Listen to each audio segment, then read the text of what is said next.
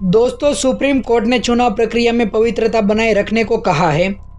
इससे मद्देनजर अदालत ने चुनाव आयोग से ईवीएम के साथ voter verifiable paper audit trail यानी कि वीवीपैट पर्चियों को क्रॉस वेरिफिकेशन के संबंध में पूरी जानकारी मांगी है। शीर्ष अदालत ने कहा कि किसी को भी ये आशंका नहीं होनी चाहिए कि जो कुछ अपेक्षित है वो नहीं किया जा रहा है।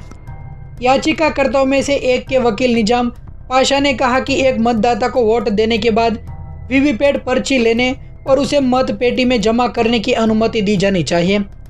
जब न्यायमूर्ति खन्ना ने पूछा कि क्या ऐसी प्रक्रिया से मतदाता की गोपनीयता प्रभावित नहीं होगी, तो पाशा ने कहा कि मतदाता की गोपनीयता का उपयोग मतदाता के अधिकारों के हनन के लिए नहीं किया जा सकता है। इस पर वकील प्रशांत भूषण ने भी कहा कि वीवीपैट मशीन की लाइट हर समय जलती रहनी चाहिए। अब तक ये 7 सेकंड तक जलती रहती थी।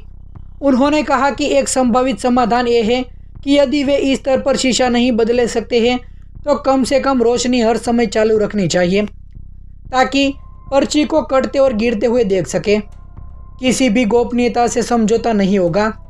याचिकाकर्ता की और वरिष्ठ अधिवक्ता संजय हेगड़े ने भी कहा कि मतगणना प्रक्रिया में अधिक विश्वसनीय लाने के लिए एक अलग ऑडिट होना चाहिए।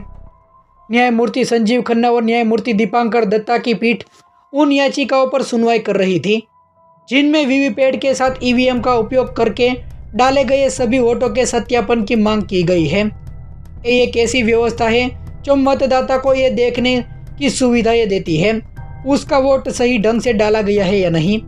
फिलहाल वीवीपैट सत्यापन प्रत्येक विधानसभा क्षेत्र में केवल 5 रैंडम रूप से चुनी गई ईवीएम में किया जाता था। अदालत ने चुनाव आयोग से पूछा कि क्या मतदाताओं को मतदान के बाद पर्ची मिलना संभव है, तो चुनाव आयोग ने भी जवाब दिया कि इसमें वोट की गोपनीयता से समझौता होगा और बूथ के बाहर इसका दुरुपयोग भी किया जा सकता है। इसमें कहा गया है कि इसका इस्तेमाल दूसरे लोग कैसे करते हैं ये हम नहीं जान सकेंगे। तो वहीं जब अदालत ने पूछा कि वीवीपैट पेपर पर्चियों की गिनती में अधिक समय क्यों लगता है और क्या इसके लिए मशीन का उपयोग किया जा सकता है, तो चुनाव आयोग ने कहा कि कागज पतला और चिपचिपा है और वास्तव में गिनती के लिए भी नहीं है।